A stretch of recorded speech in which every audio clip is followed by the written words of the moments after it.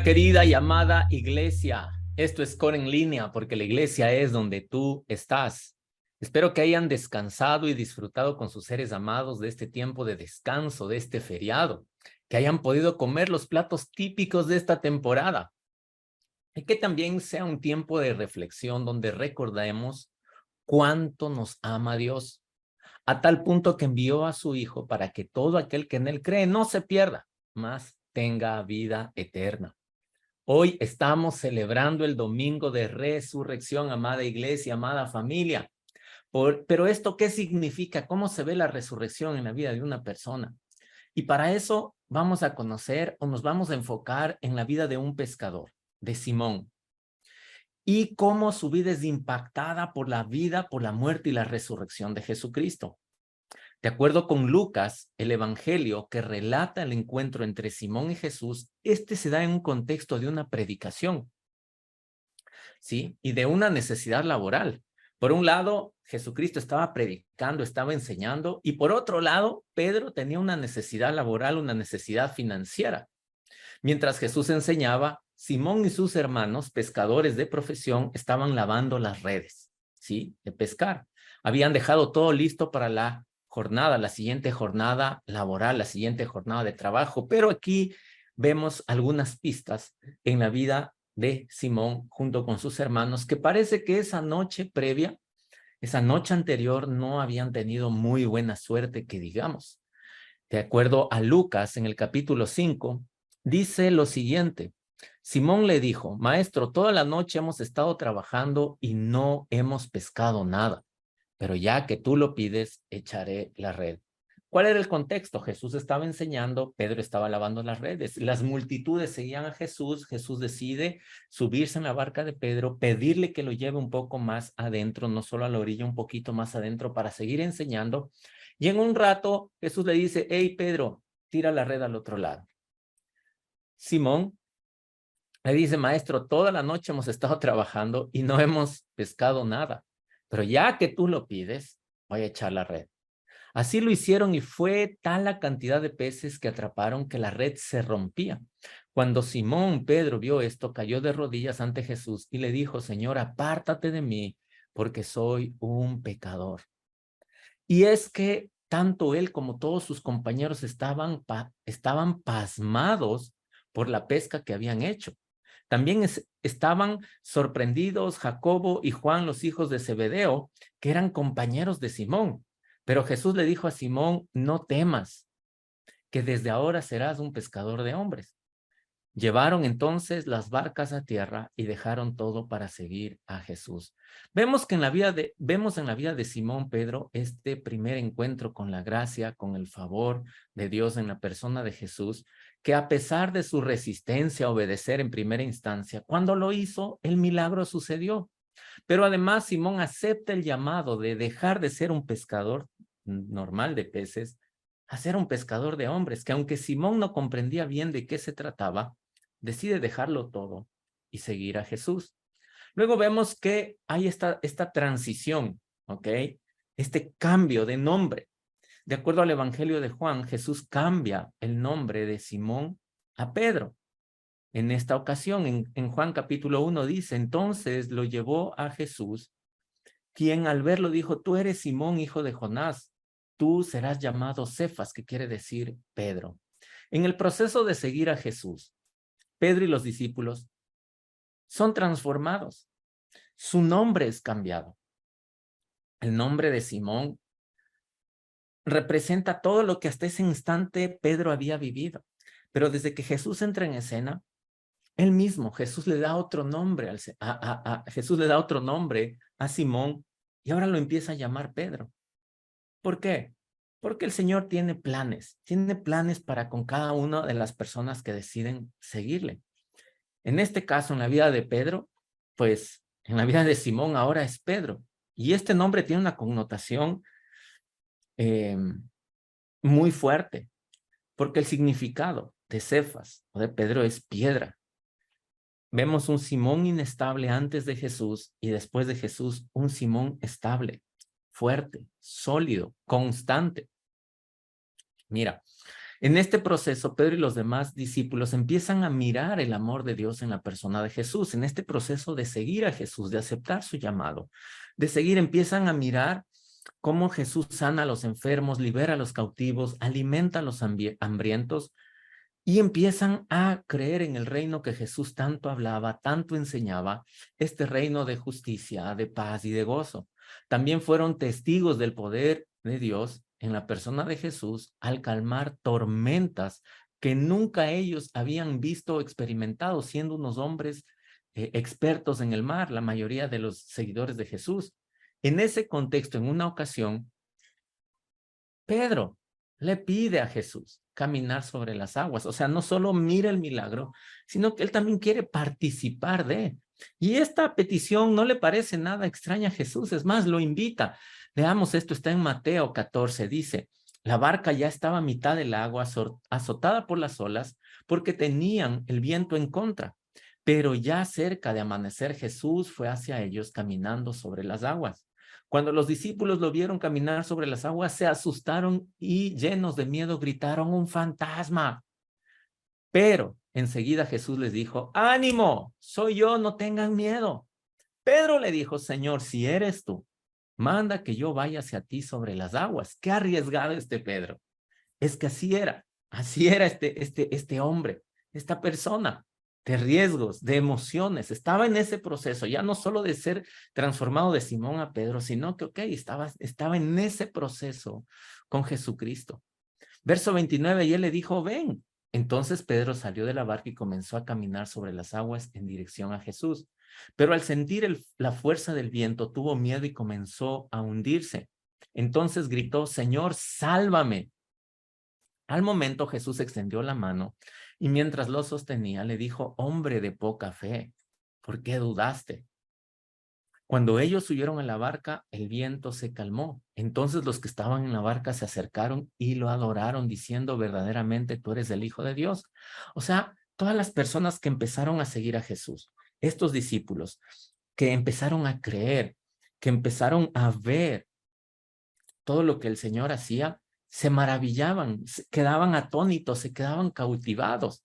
Hasta ese punto, Pedro había visto a Jesús hacer milagros. Hasta ese punto, Pedro había sido ya parte de un milagro, caminar sobre las aguas, algo que nunca nadie más creo que ha podido hacer.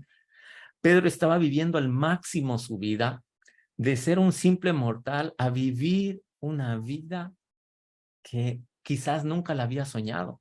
Una vida llena de adrenalina, llena de desafíos, llena de dificultades, pero que con Jesús todos lo podían ir superando. Una vida que hasta el día de hoy seguimos contando. Las historias de los jueces, de Moisés, de los profetas, ellos crecieron desde niños escuchando estas historias y pensaron, wow, nos encontramos con alguien que va a hacer algo a favor de Israel. Pero también las escrituras hablaban de un libertador del linaje de David, cuyo reino no tendría fin y sería un reino de justicia, de paz y de gozo. Pero que para que este reino se establezca, el rey tenía que morir y tenía que resucitar. Ok, si para nosotros creer eso es difícil, más para los discípulos de Jesús que no entendían que eran parte de un plan más grande, de un plan mayor. Ellos pensaban en Israel, Jesús pensaba en la humanidad.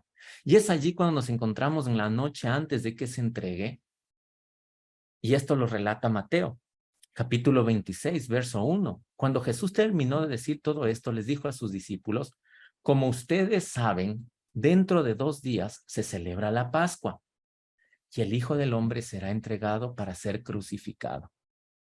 Esa noche también Jesús celebra la comunión, celebra la Pascua, instaura la Pascua, cambia el cordero que por de tradición se cenaba esa noche por pan y por la copa.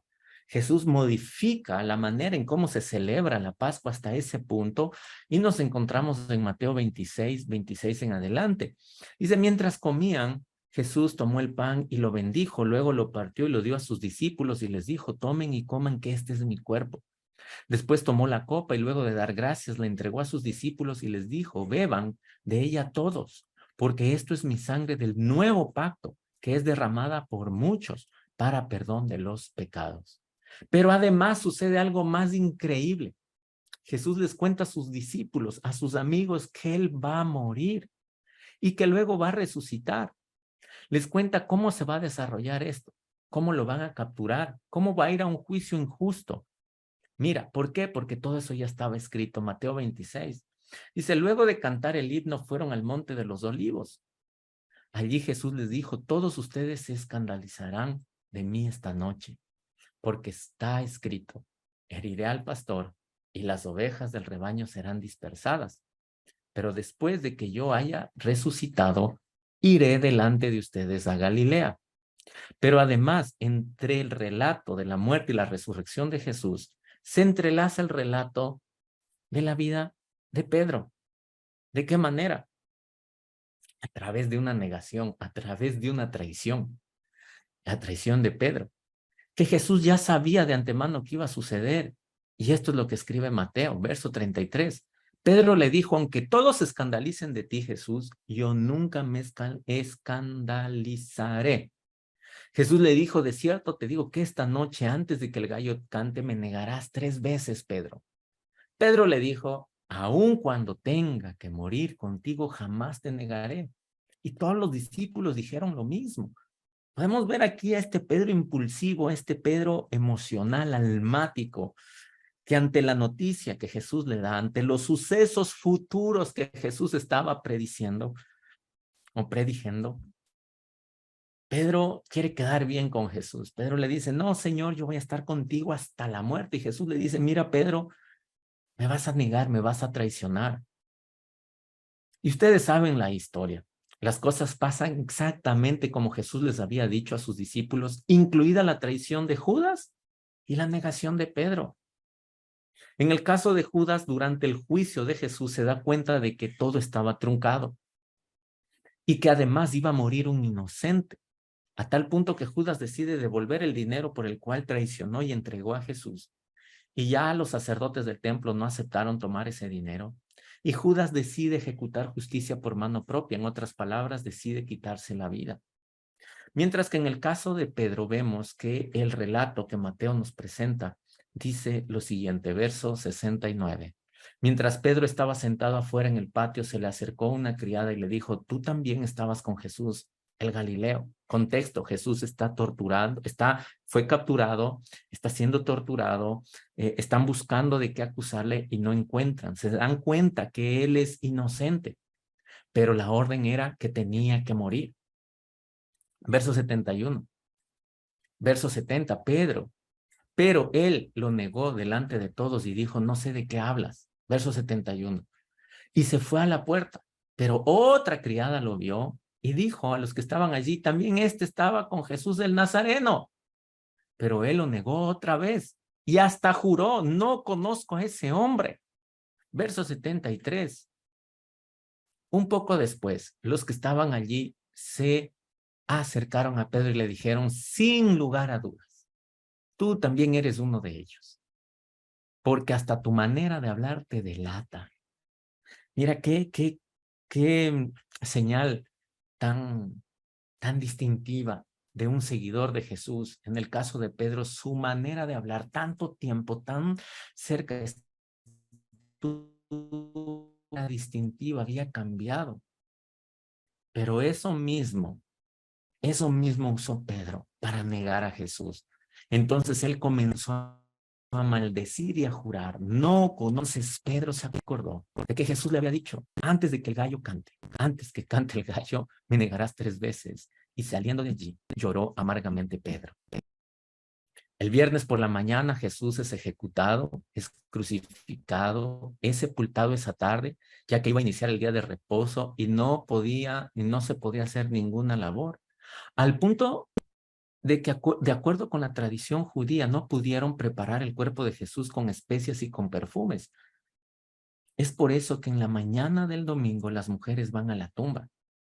Marcos nos da más detalles, verso 16, 1 en adelante, dice, cuando pasó el día de reposo, María Magdalena, María la madre de Jacobo y Salomé compraron especias aromáticas para ungir el cuerpo de Jesús. El primer día de la semana, muy temprano, en cuanto salió el sol, fueron al sepulcro. Y unas a otras decían, estaban pensando, ¿quién nos quitará la piedra para entrar en el sepulcro? Pero al llegar, vieron que la piedra había sido removida, a pesar de que era muy grande. Cuando entraron en el sepulcro, vieron en el lado derecho estaba sentado un joven vestido con túnica blanca, y ellas se asustaron. Pero el joven les dijo, no se asusten, ustedes buscan a Jesús el Nazareno, el que fue crucificado. No está aquí, ha resucitado. Miren el lugar donde le pusieron. Pero él va delante de ustedes a Galilea. Allí lo verán tal como él les dijo. ¿Cómo es posible que el mensaje de la resurrección sea para los discípulos que no creyeron, que temieron?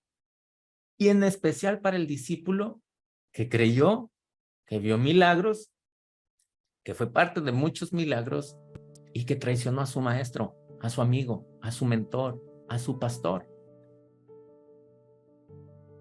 Amada iglesia, el mensaje de la resurrección es para todos aquellos que hemos creído, para todos aquellos que de manera apasionada seguimos a Jesús, pero en algún momento de nuestra vida lo traicionamos, lo negamos.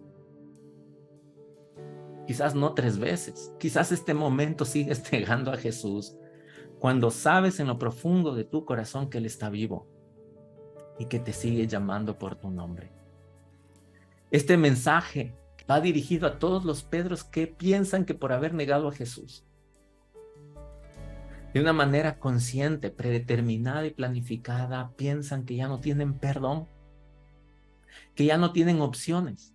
Pero el mensaje de la resurrección de Jesús es que Él te está buscando, que sus planes de bien no terminan. Así tú renuncies a ellos, así tú te rindas, Él no se rinde. En su corazón hay gracia, hay favor, hay perdón. Permite que sea Él quien guíe tus pasos una vez más. ¿Cómo termina la vida de Pedro? O mejor dicho, ¿cómo continúa después de este episodio de la resurrección? Pedro dando con valentía, con denuedo, con determinación, contando cómo este amor, cómo la vida, la muerte y la resurrección de Jesús cambiaron su vida para la eternidad, contando cómo ese amor cubre multitud de faltas, multitud de pecados. Y sabes, 3,000 personas deciden entregar su vida a Jesús a causa del testimonio de Pedro. Amada iglesia, te pido que no estés más consciente de tu error, de tu equivocación, de tu traición. Empecemos a estar más conscientes de su amor, de su perdón, de su gracia, de su favor por ti, para ti. Amén. Este es el mensaje de la resurrección. Él vive, y porque Él vive, tienes nuevas oportunidades. Amén. Oremos, por favor, ahí donde tú estás. Dile estas palabras con tus propios labios. Dile: Señor Jesús, te entrego mi vida una vez más. Te rindo mi vida, te rindo mi corazón. Creo en ti, que eres del Señor, el Hijo de Dios, que murió en la cruz, pero resucitó para darme perdón y vida eterna. Amén. Si acabas de hacer esta oración por primera vez, escríbenos, por favor. Queremos caminar la vida junto contigo. Te mando un fuerte abrazo. Esto es Core en Línea, porque la iglesia es donde tú estás. Feliz domingo de resurrección, amada familia. Nos vemos la próxima semana. Chao, chao. Gracias por conectarte con nosotros. Te esperamos el próximo domingo. Recuerda seguirnos en todas nuestras redes sociales para que estés al tanto de cada una de nuestras reuniones y actividades en Core. Escríbenos a nuestro número de WhatsApp para más información. Core, un lugar para ti.